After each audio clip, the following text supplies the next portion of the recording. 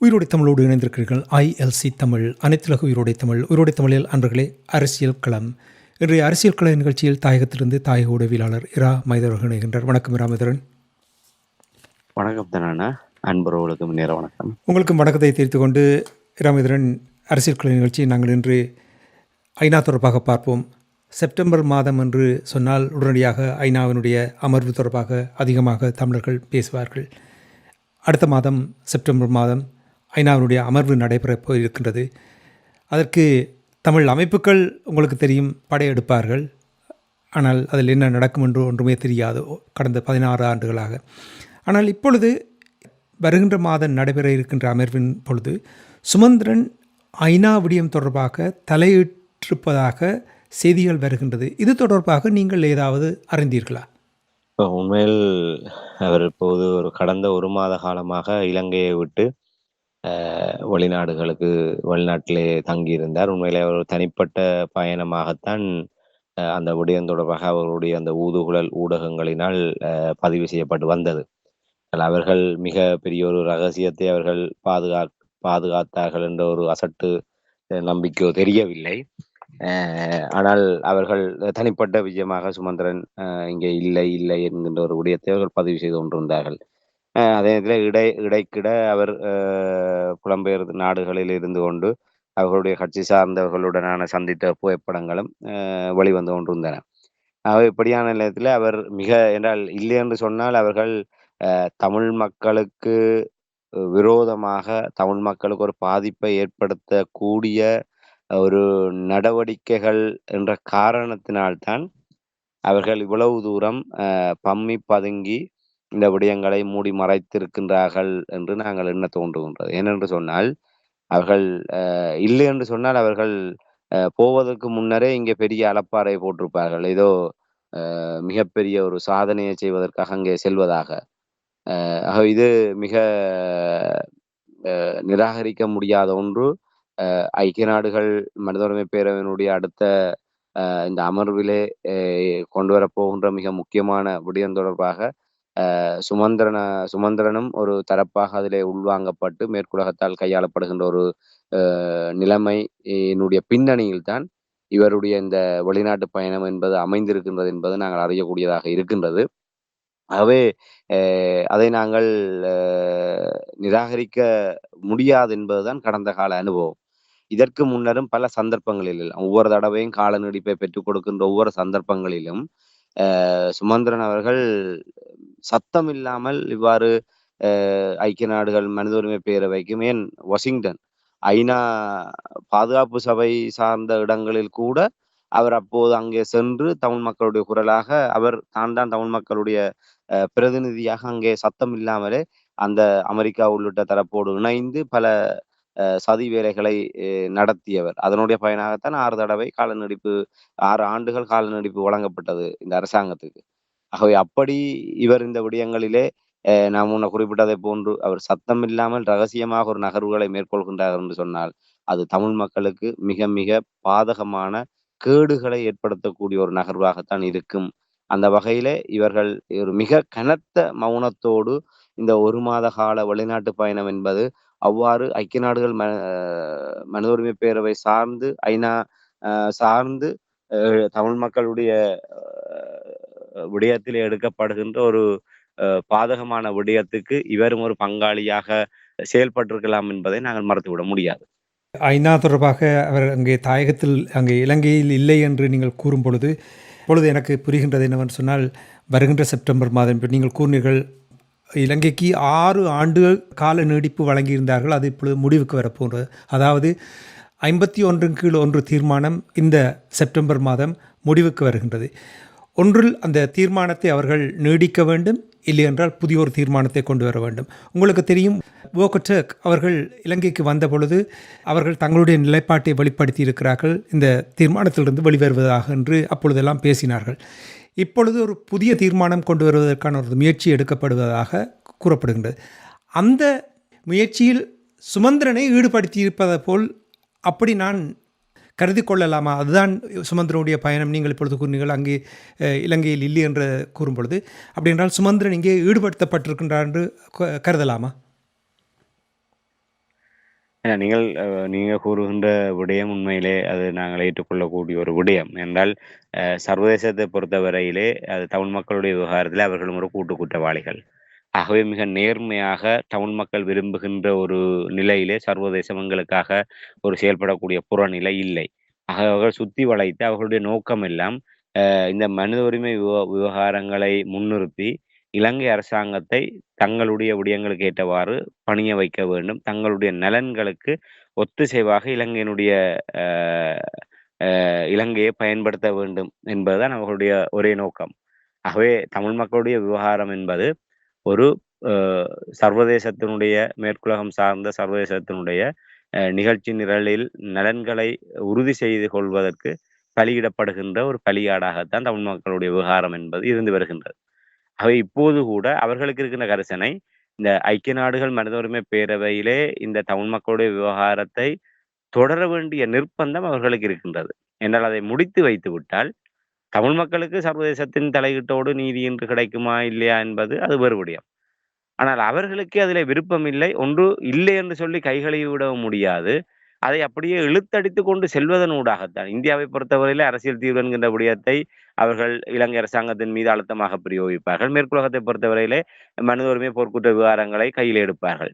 ஆகவே அப்படிப்பட்ட ஒரு நிலைமையிலே இந்த செப்டம்பர் இந்த அமர்வோடு இந்த கடந்த ஆண்டு ஐநா அமர்வில் கூட அதுதான் ஒரு தவணையிடப்பட்டது. ஆகவே இந்த செப்டம்பருக்கு பின்னர் அந்த இப்ப என்ன இலங்கை அந்த இணை அனுசரணை வழங்கிய விவகாரத்திலிருந்து அவர்கள் வெளியேறக்கூடிய ஒரு நிலைமை. ஆகவே அதற்கு பின்னர் என்ன செய்ய வேண்டும் என்கின்ற ஒரு கேள்வி எழுந்திருக்கின்றது. இது மேற்குலகத்தினுடைய கரிசனை. இது தமிழ் மக்களுடைய கரிசனை அல்ல. தமிழ் மக்களுடைய கரிசனைகள் எப்போதோ சர்வதேசத்தால் குழி தோண்டி புதைக்கப்பட்டு விட்டது. நாங்கள் வாக்களித்து தெரிவு செய்த எங்களுடைய பிரதிநிதிகளாலும் அது துணை நின்று குழி தோண்டி புதைக்கப்பட்டிருக்கின்றது. ஆக இப்போது அவர்கள் ஒரு நியாயப்பாட்டை கூறிக்கொண்டுதான் இந்த விடயத்தை நகர்த்த முற்பட்டிருக்கின்றார்கள் என்பதை நாங்கள் புரிந்து கொள்ளக்கூடியதாக இருக்கின்றது. நேற்றைய தினம் நாங்கள் ஹைந்தரமா தரப்பினுடைய அணுகுமுறையை கூறிய போது கூட இதுதான் அதனுடைய பின்னணி காரணமாக இருக்கின்றது. அதாவது இந்த செப்டம்பர் அமர்வோடு இந்த விடயங்கள் காலாவதியாக போகின்றது. இலங்கை அரசாங்கத்தையும் ஒரு இணை அனுசரணையாளராக இதைத்தான் கடந்த நல்லாட்சி காலத்திலே சுமந்திரன் சம்பந்தனை வைத்துக்கொண்டு இந்த நாடகம் ஆடிய போது அவர் சொன்ன விடயம்.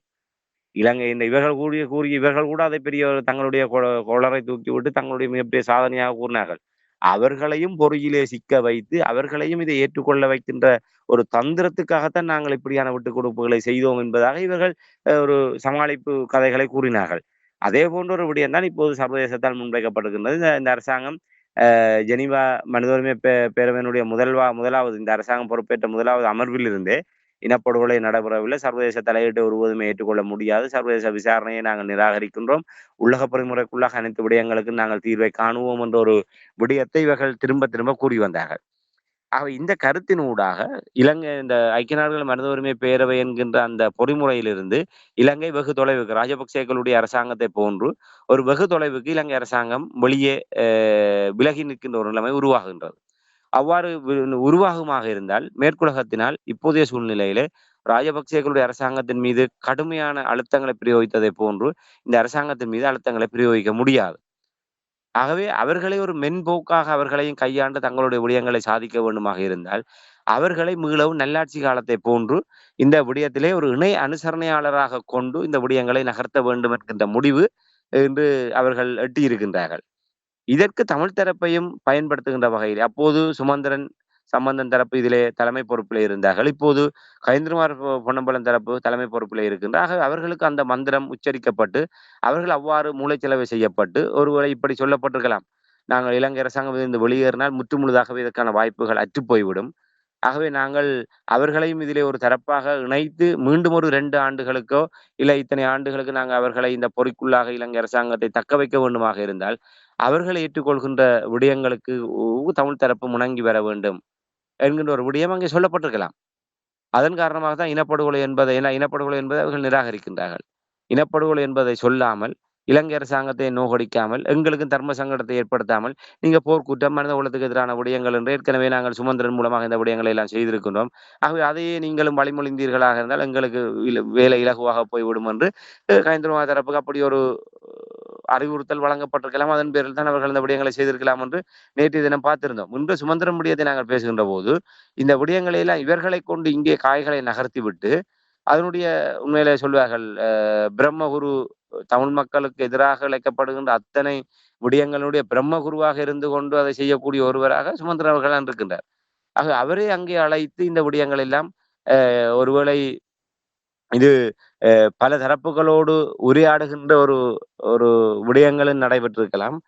இந்த வரைவுகளை தயாரிக்கின்ற இல்லை இதற்கான சதி ஆலோசனைகளுக்கை நடத்துவதற்கான ஒரு நபராக இவர் ஒரு பொருத்தமான நபராக அவர் என்னால் ஏற்கனவே நாங்கள் கூறியிருக்கின்றோம். இந்த அரசாங்கம் மாறுவதற்கு முன்னரே ராஜபக்சேகளுடைய அரசாங்கம் நெருக்கடிகள்ல இருந்து அடுத்த ஒரு மாற்றம் கொண்டு வருவதற்கு முன்பே சுமந்திரன் ஜிஎல்பீரிஸ் போன்றவர்களோடு இலங்கைக்கான அமெரிக்க தூதுவர் முன்னாள் தூதுவர் வந்து பதவி ஓய்வு பெற்று செல்லவிருந்த நேரத்தில் தன்னுடைய இல்லத்திலே கூப்பிட்டு ஜிஎல்பிடியையும் சுமந்திரனையும் அவர்கள் கூப்பிட்டு கதைத்து கதைத்த சந்தர்ப்பமாக இருக்கட்டும், அதற்கு பின்னான ஒவ்வொரு சந்தர்ப்பங்களிலுமே அமெரிக்காவினுடைய மிக நம்பிக்கைக்குரிய ஒருவராக இலங்கை அளவிலே கையாளக்கூடிய ஒருவராக சுமந்திரன் அவர்கள் எப்போதுமே இருந்து வருகின்றார்.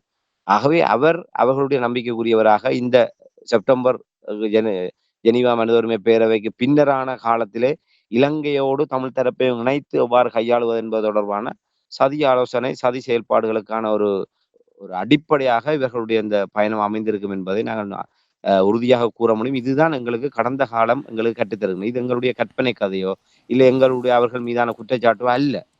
எங்களுடைய கடந்த கால பட்டறிவு என்பது இந்த 2015ஆம் ஆண்டு இல்லை 2012 ஜெனீவாவில் இந்த விடயம் பூதாகரப்படுத்தப்பட்ட காலத்தில் இருந்தோ இல்லை 2015ஆம் ஆண்டு ஆட்சி மாற்றத்துக்கு முன்னரும் பின்னருமான அந்த காலப்பகுதிகளிலே சுமந்திரன் தரப்பு இவ்வளவு செல்வாக்காக இருந்தவர்.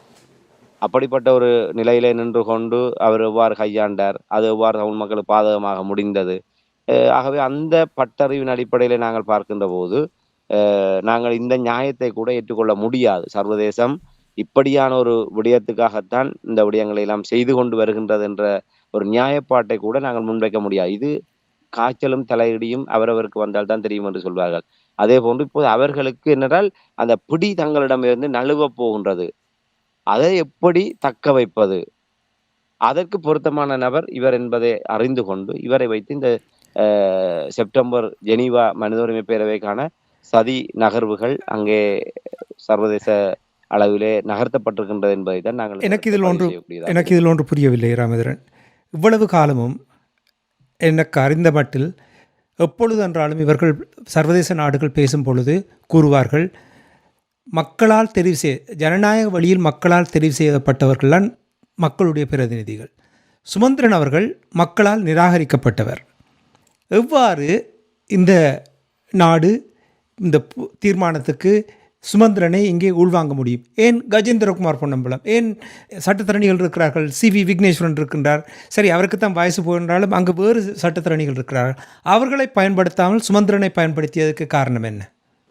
நீங்கள் கூறிய விடயம் ஒரு நல்ல ஒரு விடயம் என்றால் பல தரப்பினரிடம் இப்படித்தான் கூறியிருக்கின்றார்கள். கஜேந்திரகுமார் பொன்னம்பலம் தரப்பு கூட 2010ஆம் ஆண்டு தமிழ் தேசிய முன்னணி ஆரம்பித்த காலத்திலிருந்து கடந்த தேர்தலுக்கு முதல் 2020 இந்த தேர்தலுக்கு அதுக்கு முன்னரான தேர்தலை வெற்றி பெறுகின்ற வரை கிட்டத்தட்ட அவர்கள் 10 ஆண்டுகள் மிகப்பெரிய ஒரு போராட்டத்துக்கு முகம் கொடுத்தார்கள். அப்போது தமிழ் மக்களுடைய விடயம் சார்ந்து இவர்கள் சர்வதேச தரப்புகளை நாடிய போது மன்னிக்க வேண்டும், உங்களுடைய கரிசனைகளை நாங்கள் கருத்தில் எடுக்க முடியுமே தவிர அதை ஒரு விடயமாக நாங்கள் ஏற்றுக்கொள்ள முடியாது என்றால் மக்களால் தெரிவு செய்யப்பட்ட பிரதிநிதிகளுடைய கருத்துக்களைத்தான் நாங்கள் ஏற்றுக்கொள்ள முடியும்.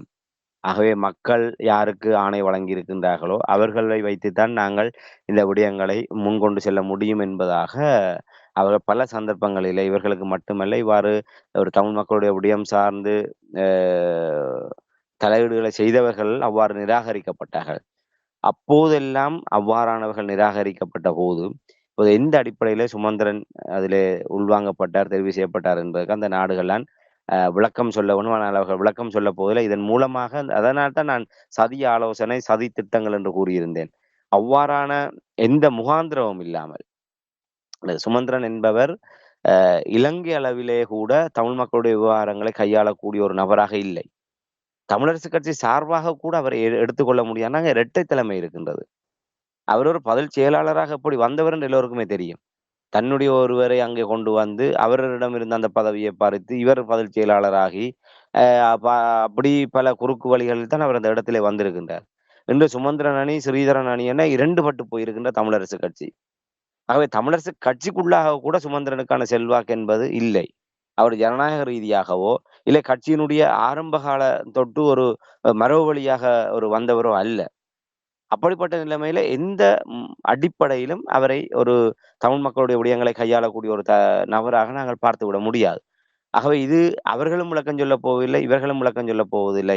ஆக மொத்தத்திலே இந்த நாங்கள் கடந்த கால வரலாறுகளுடைய பட்டறிவின் அடிப்படையிலே நாங்கள் பார்க்கின்ற போது, இது ஒரு சதி கூட்டணியாக தான் நாங்கள் பார்க்க முடியும். ஆகவே சுமந்திரன் அதற்கு பொருத்தமானவர். ஏற்கனவே நாங்கள் தமிழ் மக்களுடைய விவகாரத்தில் மட்டுமல்ல, இலங்கை அளவிலே அமெரிக்காவுக்கு மிக விசுவாசமாக, அமெரிக்காவினுடைய நிகழ்ச்சி நிரல்களை முழுமையாக ஏற்று, அவர்களுக்கு விசுவாசமாக செயல்படக்கூடிய ஒரு நபராகத்தான் இவர் தன்னை நிலைநிறுத்தி வந்திருக்கின்றார். ஆகவே அந்த அடிப்படையிலே அவர் தெரிவு செய்யப்பட்டிருக்கலாம். அதில் ஆச்சரியப்படுவதில்லை. சொல்வார்கள், அந்த குருக்கள் செய்தால் குற்றம் இல்லை என்பதை போன்று, அவர்களுக்கு விரும்பக்கூடிய ஒருவராக இவர் இருக்கின்றார். ஆகவே அவர் மக்கள் பிரதிநிதியாக இருந்தால் என்ன? இல்லாவிட்டால் என்ன? ஏற்கனவே நாங்க பல உங்களுக்கு உறவுகளுக்கு நினைவிருக்கு. இவர் அந்த வயலிலே உழுதது, முல்லைத்தீவிலிருந்து பருத்துறைக்கு கடல் வழியாக கருப்பு கொடியோடு பயணித்தது. இப்படியெல்லாம் அவருடைய இயல்பை மீறி, அவர் தன்னை ஒரு நடிகனாக காட்டிக் கொண்டதெல்லாம் அமெரிக்காவினுடைய நிகழ்ச்சி நிரல். நாங்கள் முன்னரே சுட்டிக்காட்டியிருந்தோம். இவர் எப்படி அந்த ஆட்சி மாற்றத்துக்கு முன்னரே ஜி.எல். பீரிஸோடு இணைந்து, இவரை அந்த ஆட்சி மாற்றத்துக்கு பின்னர் ஜி.எல். பீரிஸ் வெளிவார அமைச்சராக வந்தார். சுமந்திரன் தமிழ் மக்களுடைய விவகாரங்களை கையாளக்கூடிய ஒருவராக முன்னிறுத்தப்பட்டார். ஆகவே ஒரு செயல்பாட்டு நிலைமையிலே தமிழ் மக்களுடைய ஒரு தலைமையாக சுமந்திரனை முன்னிறுத்த வேண்டும் என்பது அமெரிக்காவினுடைய விருப்பம். ஏனால் தாங்கள் விரும்புகின்ற, தங்களுக்கு விசுவாசமாக இருக்கின்ற ஒருவரை கொண்டு இந்த விடயங்களை நகர்த்த வேண்டுமாக இருந்தால், அவர் ஒரு மக்களுடைய பிரதிநிதியாக, இல்லை அந்த அந்த சமூகம் சார்ந்தவராக இருக்க வேண்டும் என்ற ஒரு எதிர்பார்ப்பு அமெரிக்காவிடம் இருந்தது. ஆக அதற்கேற்றவாறு இவர் நடிக்க வைக்கப்பட்டார். ஒரு ஒரு திரைப்படம் என்று சொன்னால், ஒரு திரைப்படத்தை நான் எடுக்க வேண்டும் என்று விரும்புகின்றேன். ஒன்று நான் இயக்குனராக, இல்லை தயாரிப்பாளராக இருந்தால், நான் விரும்புகிற நடிகராக, நடிகையாக வர முடியும். எங்களுடைய அந்த திரைக்கதைக்கு ஏற்றவாறு தான் அவர்கள் வசனங்களை அமைக்க முடியும், பாடல்களை பாட முடியும். அதேபோன்று அமெரிக்கா பின்னணியில் இருந்து கொண்டு இந்த நாடகத்தை அரங்கேற்றியது. ஆகவே அதிலே துணை பாத்திரம் ஏற்று நடித்த சுமந்திரன் அவர்கள், அவர்களுடைய விருப்பத்துக்கு ஏற்றவாறு அவர் அங்கே செயல்பட்டார். அதன் காரணமாகத்தான் அவர் தன்னுடைய இயல்பை மீறி, அதான் தன்னுடைய இயல்பு, ஏன்னா அவருடைய இயல்பு அதுவல்ல. தன்னுடைய இயல்பை மீறி அது கோமாளித்தனம். அது உண்மையிலே அது பெரிய சமூக வலைதளங்களிலே மிக கேலிக்குரியதாக மாறியது. அந்த மாடு அவரை இழுத்து கொண்டு சென்றது, ஏர் பூட்டி உழுதது. ஏர் பூட்டி இழுது படம் காட்ட வலிக்கிட்டு மாடோடு இழுபட்டு சென்றதெல்லாம் அதெல்லாம் பெரிய கதை. இப்படியாக விடயங்கள் எல்லாம் அமெரிக்கா விரும்பியது. இப்போது அதையும் மீறி இந்த தேர்தலிலே படுதோல்வியை சந்தித்து விட்டார். சந்தித்து விட்டதுக்கு பிற்பாடு எப்படியாவது இந்த கட்சியினுடைய தலைமை பொறுப்பையாவது ஏதோ ஒரு விதத்திலே அவர் தக்க வைக்க வேண்டும் என்ற ஒரு நிலையிலே அது கொண்டு வரப்பட்டது. இப்போது அமெரிக்காவை பொறுத்தவரையிலே, அமெரிக்காவாக இருக்கட்டும், அவர்கள் அந்த மேற்குலக நாடுகளாக இருக்கட்டும், அவர்களுக்கு இது ஒரு பெரிய பிரச்சனை என்ன? அவர்களுக்கு இவர் இருந்தால் என்ன? இல்லாவிட்டால் என்ன? அவரை கொண்டு அவர்கள் காய்களை நகர்த்தி விட முடியும். திரைமறைவிலே அவருடைய அந்த அறிவை பயன்படுத்தி தமிழ் மக்களுக்கு விரோதமாக தங்களுக்கு ஏற்ற வகையிலே இந்த விடயங்களை நகர்த்துவதற்கு அவர்கள் பயன்படுத்தி இருக்கின்றார்கள். ஆகவே இதிலே நாங்கள் ஆச்சரியப்படுவதற்கு ஒன்றும் இல்லை. இனம் இனத்தோடு சேரும் என்ற வகையிலே இதிலே தமிழ் மக்களுடைய நலன் தான் அங்கே பலியிடப்பட்டு கொண்டிருக்கின்றது என்பதைத்தான் நாங்கள் இந்த இடத்திலே பதிவு செய்ய முடியும். ராமதரன், நாங்கள் முடிவுக்கு கொண்டு வருவதற்கு முன்னதாக இன்னொரு கேள்வி. இப்போ நேற்றைய நிகழ்ச்சியில் நாங்கள் கஜேந்திரகுமார் பொன்னம்பலம் அவர்களுடைய நிலைப்பாடுகள் தொடர்பாக நீங்கள் கூறியிருந்தீர்கள். அதாவது இனப்படுகொலை என்ற அந்த சொற்பதத்தை அகற்றிவிட்டு போர்க்குற்றம் நடைபெற்ற விடயங்களை கூறுகின்ற நிலைமை. இதைத்தான் சுமந்திரன் அவர்களும் அந்த காலத்திலிருந்து இந்த காலம் வரை செயல்படுத்தி கொண்டு வருகின்றார். இப்பொழுது இந்த ஐநாவினுடைய அமர்வின் பொழுது வர இருக்கின்ற அமர்வில் புதிதாக கொண்டு வர இருக்கின்ற இந்த தீர்மானம் அல்லது காலாவதியாக இருக்கின்றதை புதுப்பிக்கப் போகிறார்களோ இன்னும் தெரியவில்லை. ஆனால் இப்பொழுது நீங்கள் சுமந்திரன் அவர்கள் இந்த விடயத்தில் இங்கே பிரித்தானியாவில் ஈடுபட்டார் என்று நீங்கள் கூறும் பொழுது, இப்போ இந்த தீர்மானங்கள் தொடர்பாக பேசும்பொழுது உங்களுக்கு தெரியும், கடந்த ஐநா மனித உரிமை ஆணையாளர் இலங்கைக்கு பயணம் மேற்கொண்ட பொழுது அவர் தெளிவாக இலங்கை அரசாங்கம் கூறிவிட்டது, இப்பொழுது இருக்கின்ற இந்த தீர்மானத்திலிருந்து அவர்கள் வெளியில் வரப்போகின்றார் என்று. இதை நிச்சயமாக அமெரிக்கா போன்ற நாடுகள், பிரித்தானியா போன்ற நாடுகள் இதை உன்னிப்பாக அவதானித்திருக்கிறார்கள். அவர்களுடைய முழு நோக்கம் என்னவென்றால், ஏதோ ஒரு வகையில் இலங்கையை இங்கே இந்த பொறிக்குள் வைத்திருக்க வேண்டும் என்பதுதான் அவருடைய திட்டம். அப்போ இப்படியான ஒரு திட்டத்தில் சுமந்திரன், கஜேந்திரகுமார் பொன்னம்பலம் போன்றவர்கள் இந்த நேரத்தில் ஸ்ரீலங்காவை இந்த பொறிக்குள் வைத்திருப்பதற்கு இந்த நாடுகளோடு சேர்ந்து செயல்படுவது ஒரு பொருத்தமான நேரம் என்று நீங்கள் நம்புகிறீர்களா? ஆரம்பத்திலே நாங்க நேற்றைய தினமே கூறியிருந்தோம் ஒரு விடயத்தை, எங்களுடைய கடந்த கால பட்டறிவு என்பது. அப்ப நீதியரசர் சி.வி. விக்னேஸ்வரன் அவர்களைப் போன்று எங்களை நோக்கி இவ்வாறான ஒரு மலிவான காரணங்களை கூறிக்கொண்டு எங்களை ஏமாற்ற வருகின்ற தரப்பினரிடம் நாங்கள் தொடர்ந்தும் ஏமாந்து கொண்டிருக்கின்றோம் என்பதுதான் வேதனையான விடயம். இப்ப நீதியரசர் சி.வி. விக்னேஸ்வரன் அவர்கள் அ ஒவ்வொரு வருடமும் கேட்டதைப் போன்று, எங்களுடைய கடந்த கால அனுபவத்தின் அடிப்படையில இதற்கு என்ன உத்தரவாதம்? கடந்த காலத்திலும் அதி உச்சமான விட்டுக் செய்து இலங்கை அரசாங்கத்தை ஒரு இணை அனுசரணையாளராக கொண்டு வருவதற்கு பாடுபட்டோம். இதற்கு என்ன நடந்தது? ஏதாவது ஒரு அந்த கடைசி அரசியலமைப்பு விடயம் கூட அது ஏமாற்று. 4 1/2 ஆண்டுகள் கடந்து ஆட்சி கவிழ்கின்ற நேரத்திலே கொண்டு வரப்பட்ட விடயம் தான் புதிய அரசியலமைப்புக்கான முயற்சி. அதெல்லாம் ஒரு ஏமாற்று நாடகம் என்பது எல்லோருக்குமே தெரியும். அப்ப ஆக்கபூர்வமாக ஒரு சர்வதேசம் தமிழ் மக்களுக்கு வாக்களித்ததைப் போன்று தமிழ் மக்களுடைய விவகாரங்களை எதையுமே நடைமுறைப்படுத்தவில்லை. அப்படிப்பட்ட நிலைமையில இப்போது இந்த அரசாங்கத்தை இதில தக்க வைப்பதன் ஊடாக என்ன செய்ய போகின்றோம்? இது மேலும் மேலும் தமிழ் மக்களுடைய அ விடயங்களை வலுக்குறைப்பு செய்வதற்கான ஒரு வழியைத்தான் இது ஏற்படுத்தப் போகின்றது. நீங்கள் சிந்தித்து பாருங்கள்னா, 2015ஆம் ஆண்டு நல்லாட்சி அரசாங்கம் உருவாக்கப்பட்டு, நல்லாட்சி அரசாங்கம் ஒரு இணை அனுசரணையாளராக கொண்டு வரப்படுவதற்கு முன்பு, தமிழ் மக்களுடைய விவகாரம் என்பது மிகப்பெரிய ஒரு வீச்சு பெற்றதாக இருந்தது. ஆனால் மேற்குலக நாடுகளுக்கு ஒவ்வாத ஒரு அரசு, இல்லை அவர்களினால் கட்டுப்படுத்த முடியாத ஒரு நிலைமை இலங்கையிலே இருக்கும் என்று சொன்னால் தான், இந்த மனித உரிமை விவகாரம், தமிழ் மக்களுடைய விவகாரம் என்பது ஒரு உச்ச நிலையை அடையும். இப்போது நாங்கள் எங்களுடைய விடயத்தை உச்ச நிலைமைக்கு கொண்டு, அதனூடாக எங்களுக்கு சாதகமான நிலைமைகளை ஏற்படுத்துவது தொடர்பாக சிந்திப்பது புத்திசாலித்தனமா? இல்லை கடந்த 6 ஆண்டு கால அனுபவத்தின் அடிப்படையிலே, இல்லை நாங்களும் சேர்ந்து அதோடு சேர்ந்து பயணித்து, மேலும் நாங்கள் எங்களுடைய விடயங்களை வலுக்குறைப்பு செய்து, எங்களை நாங்களே ஒரு பலகீனப்படுத்திக் கொள்வதுதான் புத்திசாலித்தனமா என்பதை நாங்கள் சிந்தித்து பார்க்க வேண்டியவர்களாக இருக்கின்றோம். எங்களுடைய அனுபவத்தின் அடிப்படையிலே, இலங்கை ஒரு இருதுருவ அரசியல்ல இருக்கின்றது. மேற்குலக நாடுகளுக்கும், இலங்கைக்கு வெளியே இருக்கின்ற புறசக்திகளுக்கு ஒத்திசைவில்லாத ஒரு நிலைமை தெற்கிலங்கையிலே உருவாகின்ற பட்சத்தில் தான், தமிழ் மக்களுடைய விவகாரம் என்பது கரிசனை கொண்டு பார்க்கப்படுகின்ற நிலைமை உருவாகும். இதுதான் எங்களுடைய பூகோள அரசியல். தெற்கிலங்கையும், தமிழர் தரப்பும் ஒரே புள்ளியிலே இணைய முடியாது. தெற்கிலங்கை மேற்குலகத்தோடு ஒத்திசைவான தன்மையிலே போகின்றபோது, தமிழர் விவகாரம் என்பது புறந்தள்ளப்படும். இதுதான் கடந்த 2015 நடைபெற்ற விடயம் இதுதான். மீண்டும் நாங்கள் தெரிந்து கொண்டே அந்த படுகொலியிலே விழப்போகின்றோம் என்று சொன்னால், இல்லை நாங்கள் எப்படி மீள மக்களுக்கு அந்த நம்பிக்கையை குடுக்க முடியும்? இல்ல இந்த இது பூச்சாண்டித்தனம். இலங்கை அரசாங்கம் இதிலிருந்து விடுபட்டால் விடுபட்டு போகட்டும். அது சர்வதேசத்துக்கான ஒரு பொறிமுறை உருவாகட்டும். எல்லா நாடுகளிலும் இப்படித்தான் அவர்கள் செய்கின்றார்கள். இல்லையே! அதை நோக்கி நகர்த்துவதற்கு நாங்கள் இன்னும் முயற்சி செய்ய வேண்டும். அதற்கான முன்னெடுப்புகளை செய்ய வேண்டும். அதை விட்டுவிட்டு காகம் இருக்க பனம்பழம் விழுந்த கதையாக, அவர்களுடைய தேவைக்காக நாங்களும் சேர்ந்து போய் நின்று கொண்டு எங்களுடைய விடயங்களை நாங்களே வழக்குரைப்பு செய்கின்ற விடயம் என்பதை ஏற்றுக்கொள்ளக்கூடிய ஒன்றல்ல. இவர்கள் இலவு காத்த கிளியாக, அந்த இலவம் பழம் அது பழுக்கும். அது பழுத்தவுடன் அதை இடியாக உண்ணலாம் என்று காத்துக் கொண்டிருந்த கிளியைப் போன்று ஏமாற்றம் தான் மிஞ்சும். அது இலவம் பழம் அல்ல. அது பழுத்து முத்தி வெடிக்கின்ற போது அதிலிருந்து பஞ்சுகள்லாம் வெளியே பறக்கின்ற ஒரு நிலைமை உருவாகும்.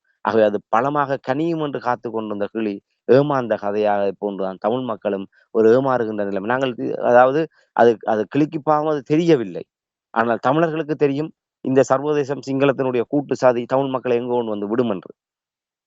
இந்த சதி கூட்டணி அவர்களுடைய நோக்கங்கள், சொல்லப்படுகின்ற காரணங்கள் தமிழ் மக்களுக்கு ஒரு ஒரு ஒரு சிந்திக்கின்ற போது சாதகமானதாக இருந்தாலும், ஆனால் அது எங்களுடைய விடுதலை அரசியலையோ, இல்ல எங்களுடைய நீதிக்கான போராட்டத்தையோ கூர்மைப்படுத்துவதற்கு பதிலாக மேலும் வலுக்குறைப்பு செய்து, தமிழருடைய அந்த போராட்டத்தை, தமிழ் மக்களுடைய அந்த விடுதலை அரசியலை மேலும் பல ஆண்டுகளுக்கு அ ஒரு பின்தள்ளுகின்ற ஒரு அணுகுமுறையாகத்தான் அது இருக்கும் என்பதுதான் என்னுடைய அனுபவம். இதை நாங்கள் எந்த ஒரு அடிப்படையிலுமே நாங்கள் ஏற்றுக்கொள்ள முடியாது. சர்வதேசத்தோடு நாங்கள் இணங்கி போவதாக ஏற்கனவே அது வெள்ளை கடதாசி என்று தமிழ் தேசிய மக்கள் முன்னணி கூட சுட்டிக்காட்டிய விடயம். வெள்ளை கடதாசியிலே இவர்கள் கையெழுத்து வைத்து தமிழ் மக்களை அடமானம் வைத்து விட்டார்கள். சம்பந்தன் சுமந்திரன் மீது குற்றச்சாட்டை முன்வைத்தார்கள். இப்போதும் அதே சுமந்திரன் என்று அதற்கு எந்தவித பொறுப்பு குரலும் சொல்லவில்லை. மீளவும் போய் அங்கே அவர் இந்த மக்களுடைய வாக்களால் தெரிவு செய்யப்படாத ஒருவர். இனிமேல் இதற்கு அவர் பொறுப்பு சொல்ல வேண்டிய அவசியம் இல்லை. அவரோட கேட்கவும் முடியாது. ஆனா பொறுப்பு சொல்லக்கூடியவர் கஜேந்திரகுமார் பொன்னம்பலம் தரப்பினர். அவர்கள் அவர்களாவது அவர்களுக்கு இந்த அறிவுறுத்தலை வழங்கிய தரப்பிடம் ஏதாவது உத்தரவாதத்தை பெற்றார்களா?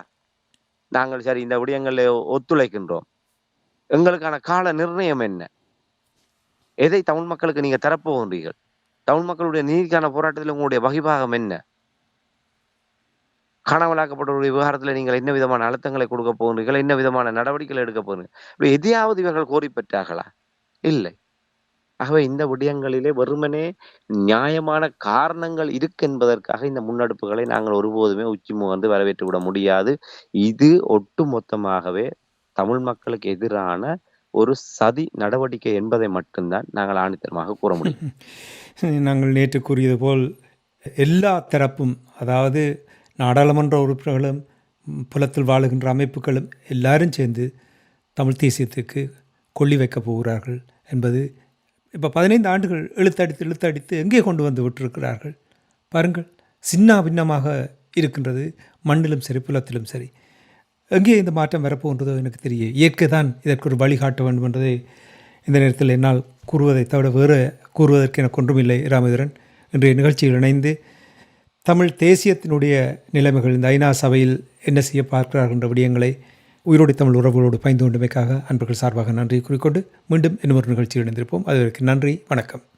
நிச்சயமான எமது பார்வையாளர்களுக்கு வணக்கம். மக்களின் குரலாய் ஓங்கி ஒலிக்கும் இலக்கு மின்னிதழ் மற்றும் உயிரோடை தமிழ் வானொலி ஆகிய இவ்விரு ஊடகங்களும் உங்களைப் போன்ற எமது நேயர்கள் நண்பர்களின் ஆதரவிலேயே இயங்கி வருகின்றன. மிக குறைந்த வளங்களுடன் பல இடர்கள் மற்றும் தடைகளை தாண்டி பயணிக்கும் எமது ஊடகங்களின் பணிகள் மேலும் வளர உங்களால் முடிந்த நிதியுதவியை வழங்கி இன்னும் காத்திரமான செயற்பாடுகளை முன்னெடுக்க உதவுமாறு மிகவும் பணிவன்புடன் வேண்டி நிற்கின்றோம். உங்கள் பங்களிப்பு உங்களின் உரிமை குரலாய் ஓங்கி ஒலிக்கும். நன்றி.